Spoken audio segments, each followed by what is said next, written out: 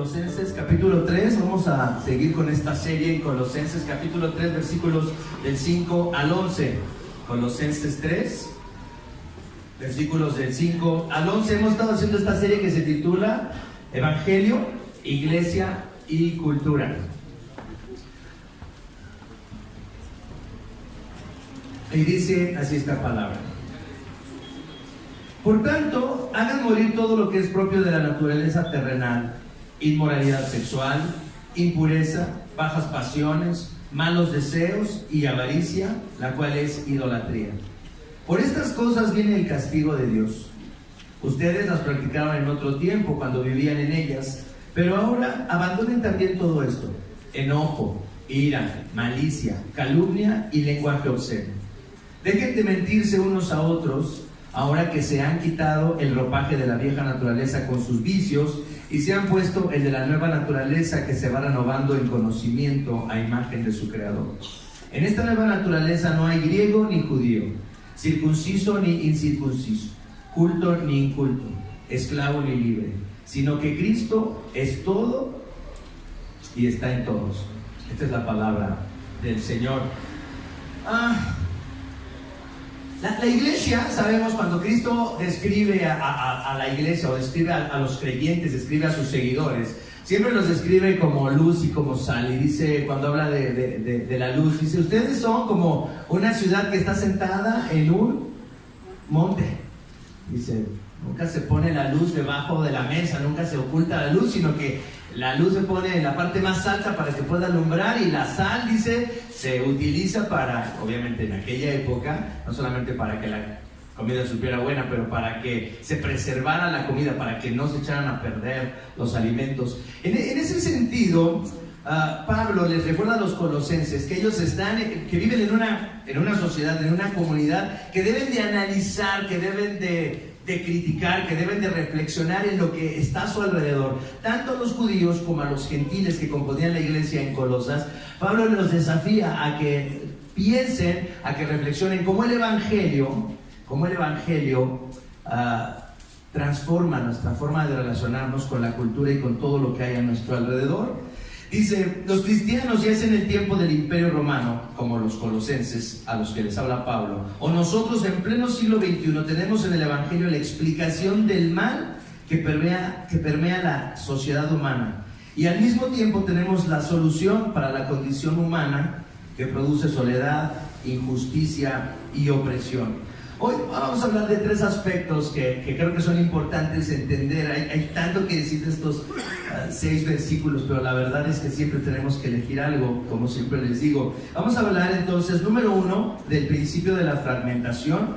Vamos a hablar del principio de la unidad y el resultado de la unidad. El principio de la fragmentación, el principio de la unidad y el resultado de la unidad. Hoy el título del sermón es Fragmentación y Restauración Cultural. Y el título alterno en el que pensé era Sexo, Poder y Dinero, pero no quería escandalizarlos, entonces se oye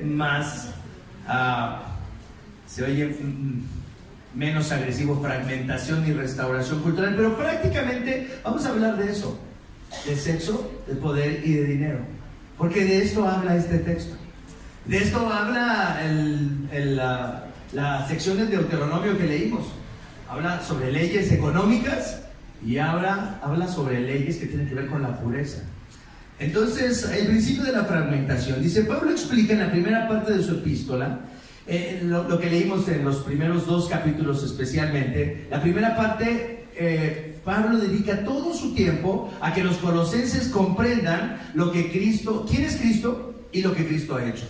Esos 2 primeros capítulos hablan con claridad de quién es Jesús y lo que ha hecho. Entonces nos habla de que Cristo es la plenitud de la deidad, que Él es el creador de todas las cosas, que todas las cosas fueron creadas por medio de Él y para Él. Y dice, sean cosas, lo visible y lo invisible, sean principados, sean potestades, sean autoridades. Todo ha sido hecho por medio de Él y para Él. Y luego el apóstol pasa a explicar el papel redentor de Cristo y cómo por medio de su vida, de su muerte y de su resurrección, los colosenses ahora tienen acceso al Padre, tienen comunión con el Padre y han resucitado con Cristo para vivir una vida nueva. Después de explicar todas esas cosas, tenemos que comprender que viene ahora la idea de cómo debemos vivir entonces. Si somos nuevas criaturas, si tenemos un Salvador que es Cristo Jesús, si entendemos el amor de Dios hacia nosotros, ¿cómo deberíamos de vivir entonces? La segunda parte de la epístola es la explicación de las implicaciones del Evangelio. ¿Qué implica entonces ser cristiano? Para esto tenemos que, para empezar a entender el texto, que empieza diciendo: por tanto hagan morir todo lo que es propio de la naturaleza terrenal, inmoralidad sexual, impureza, bajas pasiones, malos deseos y avaricia, la cual es idolatría. ¿De dónde surge esto? Si Dios creó todas las cosas, si Cristo creó todas las cosas para sí mismo, ¿de dónde surge esta actitud humana y esta raíz de impiedad, esta raíz de inmoralidad? ¿De dónde surge? Surge de la rebelión del hombre en contra de Dios. Es la rebelión en contra de Dios lo que nos pone en una mala relación con Dios, y entonces hay conductas que reflejan esa mala relación con Dios. Entonces los cristianos hablamos del pecado y hablamos de la conducta humana, y si se dan cuenta ahí habla sobre inmoralidad sexual, sobre malos deseos, sobre avaricia. Es decir, son conductas malas, y más adelante hay otra lista, ¿no? Enojo, ira, malicia, calumnia y lenguaje obsceno. Pero ¿de dónde surgen estas conductas?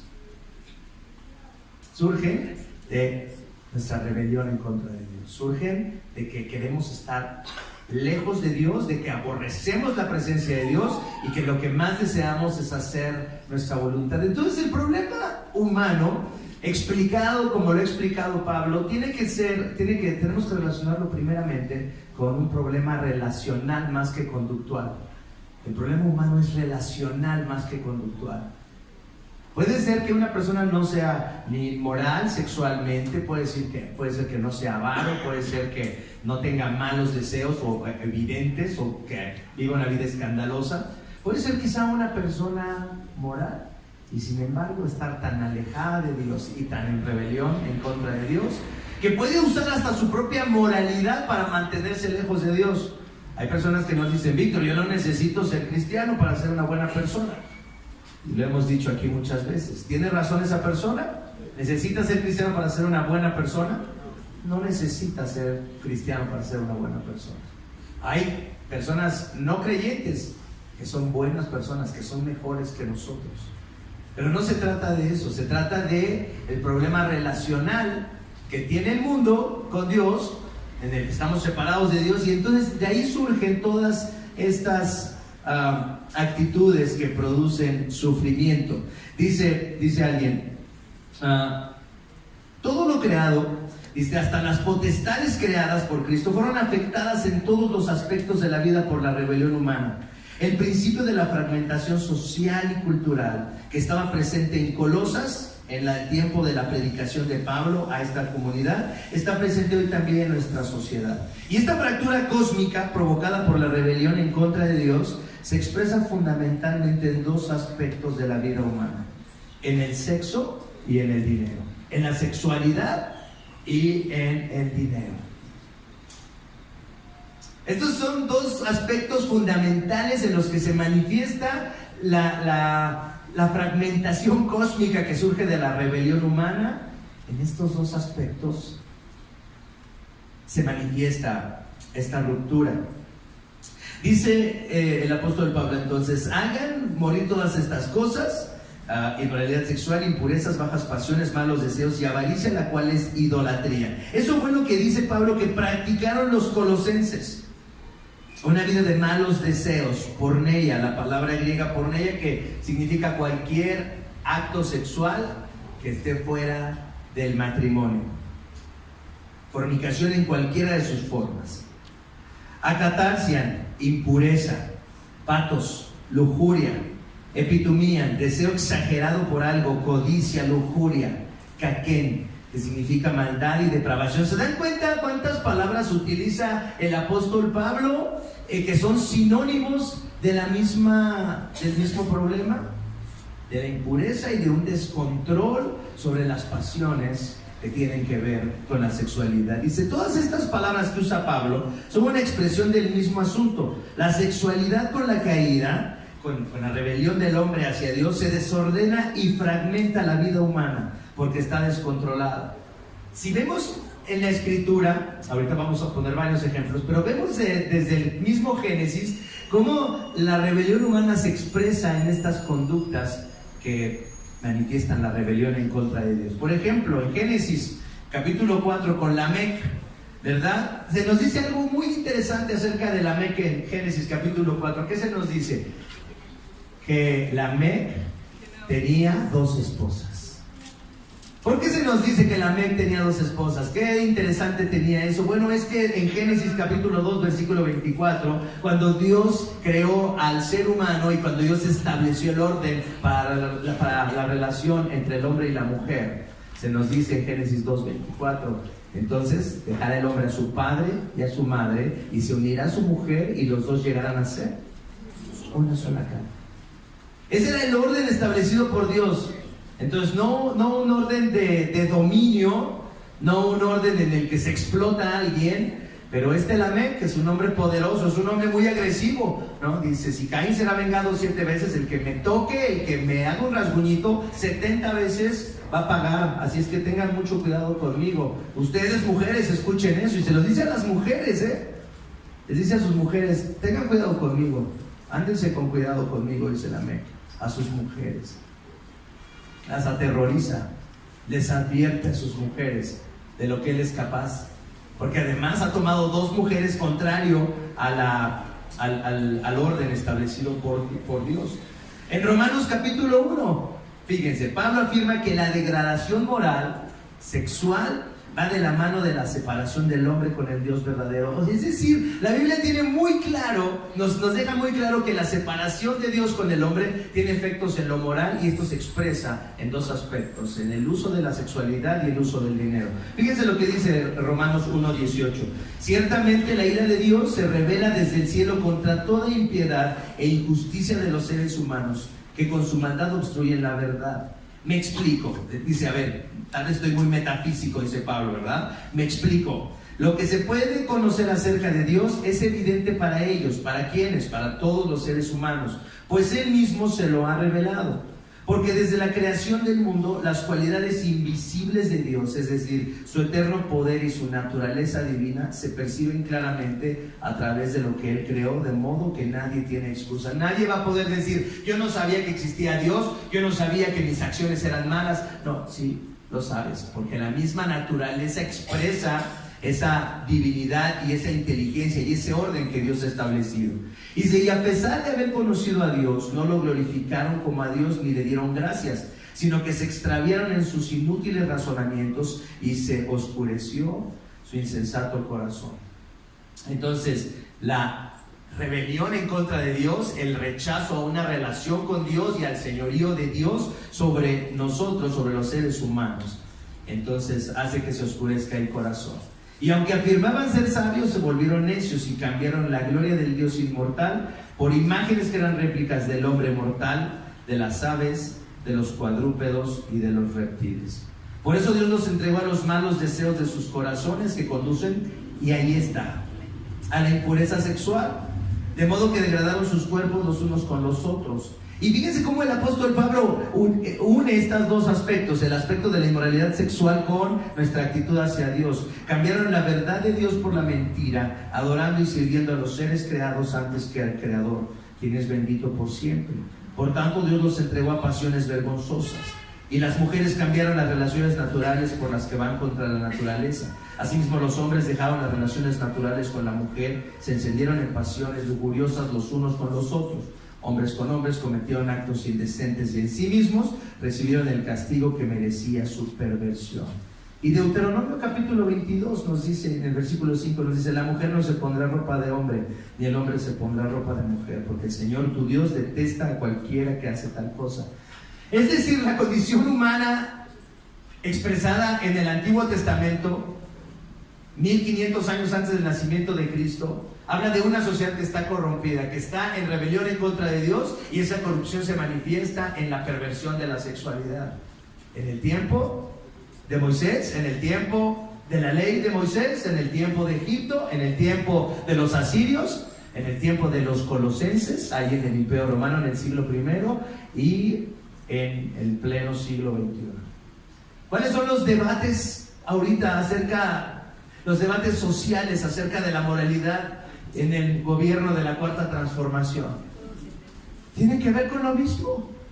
Tienen que ver con aborto, tienen que ver con aceptación de las relaciones entre personas del mismo sexo y el matrimonio igualitario y la aceptación de una sociedad diversa, incluyente. No hemos cambiado tanto, ¿eh? La humanidad no ha cambiado mucho. El problema humano sigue siendo el mismo 1500 años antes de Cristo, en el siglo I y en nuestro tiempo. Dice, la sexualidad toma una parte fundamental en la descripción de la naturaleza caída de la humanidad. Lo que fue establecido por Dios para unir a dos personas, es decir, esta sexualidad como Dios la había planeado, donde el proyecto era, la sexualidad va a servir para unir a dos personas en uno. Y para multiplicar la imagen de Dios. Para que cada ser humano que nazca de esa relación que une a un hombre y a una mujer en igualdad, la imagen de Dios se multiplique y sea una creación gloriosa que fructifique, donde se pueda crear una cultura utilizando todo lo que Dios ha creado para honra y gloria de Dios. Pero la rebelión en contra de Dios pervirtió todo eso, y entonces lo que era una bendición se convierte después de la caída en objeto de poder, de dominio, de enfermedades, de hijos no deseados, de abortos, de miseria y de soledad. Todo esto tiene su origen en la perversión del plan de Dios. Es decir, nos rebelamos en contra de Dios y lo primero que se pervierte, que se desvía, es nuestra sexualidad. Dice, la segunda manifestación de la separación del hombre con Dios es la avaricia. Es el deseo de poseer más cosas, lo que lleva a la humanidad a la injusticia, al acaparamiento, a las guerras, al asesinato, a decir falso testimonio contra otra persona, a recibir sobornos. Acabamos de leer este texto en Deuteronomio, el que leyó Benjamín. ¿No hablaba de esto?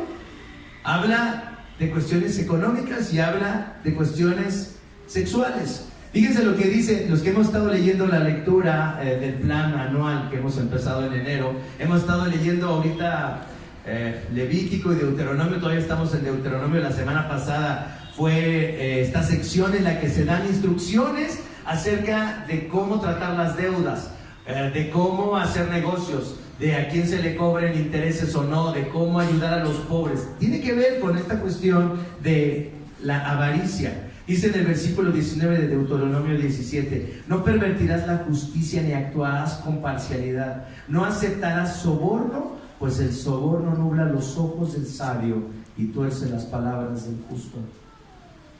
No es el problema Odebrecht y Pemex, y no es el problema exclusivo del PRI, del PAN o de Morena o de quien ustedes quieran. No, es el problema de la humanidad, es el problema del soborno, es el problema de la injusticia, es el problema humano que nos ciega. Por eso siempre les digo, no podemos ser tan inocentes como cristianos para poner nuestra esperanza en un gobierno determinado humano, sea de derecha o de izquierda. Es algo absurdo, es algo tonto hacerlo. ¿Por qué? Porque son personas caídas y las describe la Biblia. Tú como cristiano no puedes creer que un gobierno puede ser la solución a los problemas sociales, culturales, económicos. Porque el ser humano está así, está corrompido por su rebelión en contra de Dios. Deuteronomio 17:16 dice, cuando tengas un rey Israel, este no deberá adquirir gran cantidad de caballos. Fíjense cuáles son los dos temas que se le prohíben a un rey. Interesantísimo. Dice, ni hacer que el pueblo, dice, el rey no deberá adquirir gran cantidad de caballos, ni hacer que el pueblo vuelva a Egipto con el pretexto de aumentar su caballería, pues el Señor te ha dicho, no vuelvas más por ese camino. El rey no tomará para sí muchas mujeres, no sea que se extravíe su corazón, ni tampoco acumulará enormes cantidades de ¿qué? ¿Cuáles son los problemas del ser humano? El sexo y el dinero. El sexo y el dinero. Ese es. Dice también en Deuteronomio 23:17, ningún hombre o mujer de Israel se dedicará a la prostitución ritual.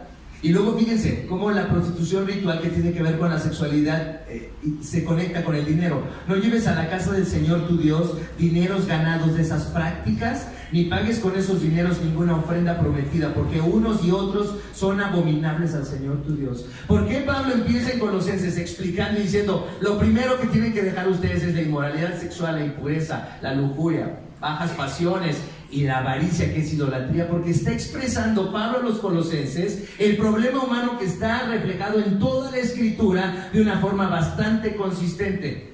¿Sí o no? Sexo y dinero. Dice en Deuteronomio 24:19, cuando recojas la cosecha de tu campo y olvides una gavilla, no vuelvas por ella.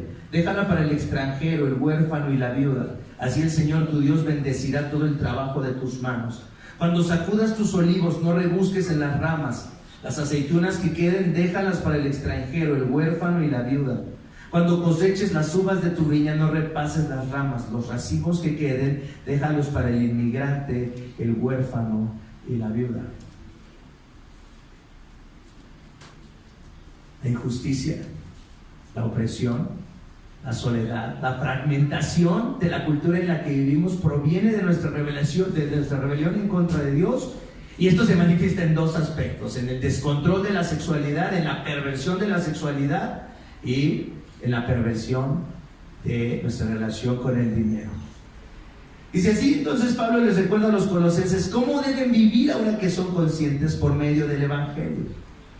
Dice, es increíble que la debilidad humana y su corrupción se manifiesten igual en la época de los colosenses que en nuestros tiempos. Dice entonces el apóstol Pablo en el versículo 6, por estas cosas viene el castigo de Dios. Ustedes las practicaron en otro tiempo, colosenses, no digan que no, cuando vivían en ellas, pero ahora abandonen también todo esto: enojo, ira, malicia, calumnia y lenguaje obsceno. Dejen de mentirse unos a otros, ahora que se han quitado el ropaje de la vieja naturaleza con sus vicios. Vivimos en una sociedad que ha pervertido todas las cosas, y nosotros como cristianos nos hemos habituado a la perversión sexual. Creo que no conozco casi un cristiano que diga que no ve Game of Thrones. Creo que no conozco casi ni uno que diga, no, yo no veo eso. No. Ah, mire, ya ahora salieron muchos, qué raro. Pero dice, ¿qué tiene que ver eso? Bueno, lo que pasa es que vivimos en una cultura donde la sexualidad está planteada, está exhibida desde la visión de los que no son creyentes, y los cristianos consumimos toda esa clase de espectáculo sin cuestionarnos nada. No pensamos que esas mujeres y esos hombres son esposas, esposos de alguien, son hermanos, hermanas, hijas, hijos de alguien, y lo vemos como algo tan natural. Lo dijimos la semana pasada, ¿verdad? Pastor, no se meta con mis series. La cosa es que te has habituado tanto al pecado que ni siquiera lo ves como pecado, ni siquiera pensamos en eso. Hemos pasado 2 eventos muy bochornosos con una familia de la iglesia en la que hemos visto películas que pensamos que no tenían nada de sexo, cosas horribles. Digo, no, ya no voy a ver películas con nadie, porque es tan incómodo estar viendo cómo se exhibe la sexualidad en el cine cuando ni siquiera viene al caso algo. Es realmente incómodo cuando sabes que la sexualidad está expresada en esta sociedad de una forma pervertida y que nosotros la consumamos sin cuestionarnos nada. Claro, hay personas que piensan que están por encima de estos pecados de los colosenses. Hay personas que dicen, yo puedo ver cualquier cuestión pornográfica o sexual y no tengo ningún problema, mis pensamientos son purísimos. Mis pensamientos, pastor, son puros. Yo jamás tengo problemas con la sexualidad. Puedo ver lo que sea y no me afecta espiritualmente nada, porque la pureza de mi mente es intocable. Hay aves que cruzan el pantano y no se manchan. Está muy bien. Si tú crees que puedes así tratar con el pecado y así llevarte con el pecado y así interactuar con el pecado, y que tu corazón está exento de malos deseos, de bajas pasiones, de lujuria, pues felicidades. Pero no creo que un cristiano puede ver toda esta oferta cultural que está a nuestro alrededor y ser indiferentes. Cuando Pablo está diciéndoles a los colosenses, ustedes han resucitado con Cristo, deberían de cuestionar ¿Cómo se relacionan con el sexo y con el dinero? ¿Cómo lo toman? Así es que tenemos que pensar en estas cosas. La fe cristiana implica entonces necesariamente que la persona que escuche el Evangelio encuentre los motivos para arrepentirse de su antigua vida. Lo que queremos decir es que no es posible aceptar a Cristo como Salvador si no se reconocen las razones para dejar una vida de separación con Dios y anhelar una relación restaurada con Dios.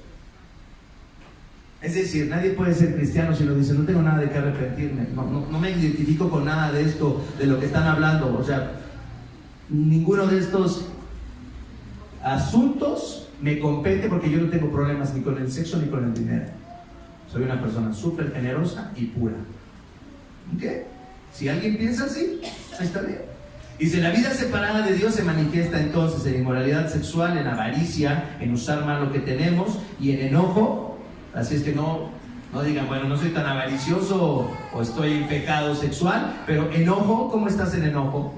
¿Cómo estás en ira? ¿Cómo estás en malicia? Calumnia y lenguaje obsceno y mentiras. ¿Cómo hablas de los demás? ¿De qué cosas te ríes?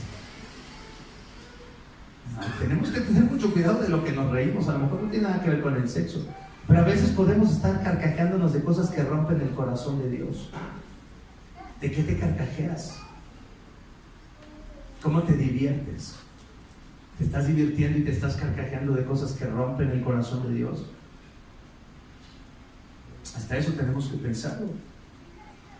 Entonces, es el principio de la fragmentación, es nuestra separación con Dios, que se manifiesta especialmente en dos aspectos: inmoralidad sexual y una mala relación con el dinero y unas ganas de que el dinero sea nuestra seguridad. El principio de la unidad dice en el versículo 10 el apóstol Pablo: y se han puesto, dice, ahora ustedes ya han dejado la antigua naturaleza y se han puesto el de la nueva naturaleza, que se va renovando en conocimiento a imagen de su creador.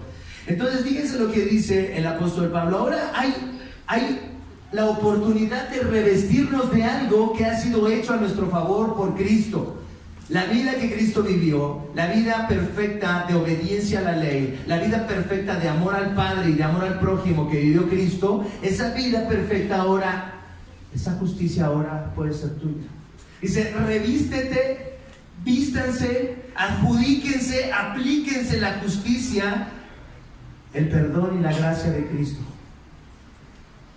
Esto es algo que tenemos que entender. Es decir, no solamente creemos en que Cristo hizo algo por nosotros y es lindo y es inspirador y estamos agradecidos de que Dios haya tomado nuestro lugar en su vida y en su muerte, pero ahora también tenemos que pensar cómo me revisto de esa justicia, cómo me pongo esa justicia, cómo me adjudico esa justicia. Fíjate, hay dos formas de adjudicarte esa justicia. Una cosa es siendo indiferente al pecado y haciendo lo que tú quieres y diciendo, de todas maneras, Cristo murió por mí. La otra es diciendo, qué horrible que yo siga deseando estas cosas y qué hermoso es que Cristo me permita que yo me revista de su justicia y de lo que Él ha hecho por mí. La primera es una forma en la que pisoteamos la gracia que nos es dada en Cristo, porque pensamos que podemos hacer lo que queramos, vivir como nosotros queramos, y que de todas maneras ahí va a estar el perdón. La otra es que con mucho dolor vemos y reconocemos nuestro pecado, con gran tristeza vemos cómo nuestros corazones todavía están atados a esas pasiones y anhelamos ser revestidos de la justicia de Cristo. Esa es la gran diferencia. Dice entonces, el principio de la unidad es confiar en la voluntad que Dios tiene de hacerse cargo de todas las cosas malas que han pasado en el mundo para redimirlas y cambiar nuestro destino de muerte y separación por una nueva vida de perdón y de reconciliación. Pablo les dice a los Corintios en 1 Corintios 1:30, pero gracias a Él, a Dios, ustedes están unidos con Cristo Jesús, a quien Dios ha hecho nuestra sabiduría. Y fíjense lo que dice, es decir, nuestra justificación, santificación y redención. Esto es lo que se te ofrece. Este es el principio de la unidad, que aceptes lo que Cristo ha hecho por ti y te revistas de eso y lo apliques a tu vida, y que puedas ver lo corrupto de tu corazón y que al mismo tiempo anhelas ser revestido de esa justicia de Cristo. La pregunta en esta mañana: ¿eres indiferente a este pecado? Entonces también así de una manera indiferente y superficial utilizarás la justicia de Cristo. Dice: el mundo está fragmentado por nuestra causa. La sociedad en la que vivimos está avanzando en su decadencia y en su desesperación. Pero entonces aparece Cristo para redimir todo, para salvarlo todo, para unirlo todo a Él. En Cristo, Dios dice: yo me encargo. Esto de yo me encargo, a veces es un poco lejano. Pero leí hace unos meses, en noviembre, leí un artículo de un pastor en Australia y habla de su testimonio. Y dice, habla un poco de la historia de su mamá. Y dice: cuando tenía yo 11 años, mi papá llegó un día, le dijo a mi mamá: nos vemos, nos abandonó, se fue con otra mujer, tuvo otros hijos, no lo volvimos a ver. Después dice: con el tiempo mis hermanos y yo restauramos nuestra relación con nuestro padre, hasta conocimos a los hijos que tuvo. Y para mi madre, dice, fue algo devastador, porque había tenido una infancia muy difícil y el que la abandonara a su marido fue algo sumamente difícil. Pero dice: pero desde el momento en el que mi padre se fue, desde el momento en el que mi padre nos abandonó, mi madre no dejó de orar por mi papá. No porque regresara, sino para que regresara al Señor, porque además eran cristianos. Y dice: años pasó orando por mi padre para que él regresara un día al Señor. Dice: un día, en un cumpleaños de mi mamá, una tía nos habló y nos dijo: ¿puedo llevar a alguien a tu casa? Y dijimos: pues sí. Dice: y vino mi papá. Y dice: mi mamá lo recibió, mi mamá habló con él, y ya lo había dejado la otra esposa, ya había perdido la otra familia también. Y dice: y mi madre y mi padre empezaron otra etapa de su vida juntos. Y luego, a los pocos años, dice, mi padre empezó a tener problemas motrices hasta que finalmente quedó en una cama. Una vez llegué al hospital, dice, y entonces vi a mi mamá que estaba limpiando el excremento de mi padre en el suelo. Y dice: el olor era insoportable. Le dije: mamá, por favor, deja eso, voy por la enfermera, deja eso. Y mi mamá me dijo, dice: no, yo me encargo de tu papá. Yo me encargo. Fíjense lo que dice este pastor al final. Dice: el perdón tan costoso de mi madre hacia mi padre y los años de oración por él me recuerdan constantemente lo que vemos en la gracia de Cristo. Algo maravilloso, algo increíble en la forma en la que Cristo desciende hacia nosotros para conquistar nuestros corazones. Dios me recuerda en la historia de mi madre cuánto desea que volvamos a Él y lo que ha hecho por nosotros. En Cristo, Dios se dirige a la cruz por mí diciendo esas hermosas palabras llenas de gracia: yo me encargo, yo me encargo. ¿Se ha encargado Dios del desastre que hemos causado? Solamente cuando tú entiendas que Cristo se ha encargado de lo más asqueroso de nuestras vidas y que lo ha tomado en Él mismo, y que ha tomado nuestra depravación, y que ha tomado nuestra avaricia y nuestras mentiras y nuestra ira y todas las cosas malas que hemos hecho y que hemos deseado, y las ha tomado en Él. Solamente entonces vas a poder apreciar lo que Cristo ha hecho y vas a poder ver tu relación con las cosas del mundo de una forma distinta. Ese es el principio de la unidad: confiar en lo que Cristo ha hecho por nosotros y revestirnos de esa justicia de Cristo.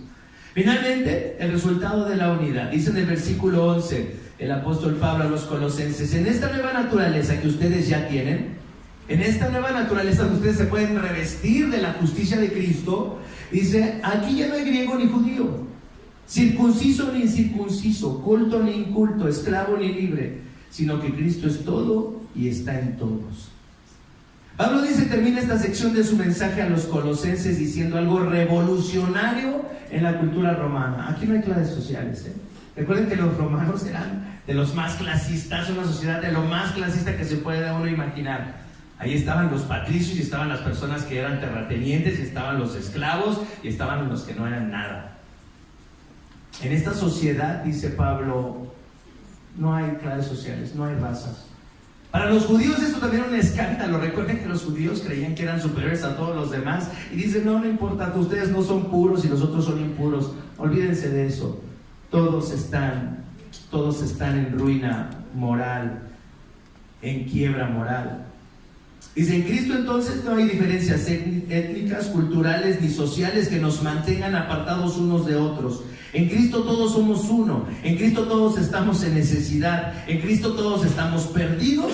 No importa tu raza, tu educación, tu posición. Y en Cristo todos somos restaurados, todos somos adoptados, todos somos recibidos, a pesar de nuestras historias de inmoralidad, de mentiras y de egoísmo.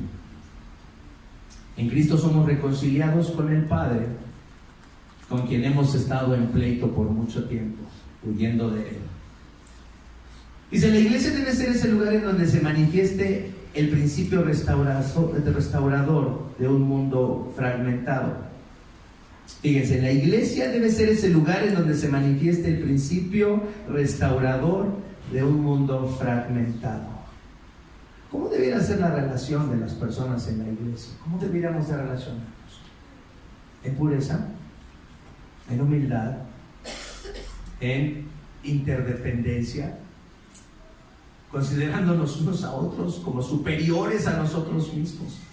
Algo contracultural en la época de los colosenses y algo contracultural en nuestra época. Dice Edmund Clowney, y con esto termino, acerca de la iglesia, dice, la unión con Cristo es la doctrina central sobre la forma en la que Dios habita en medio de nosotros.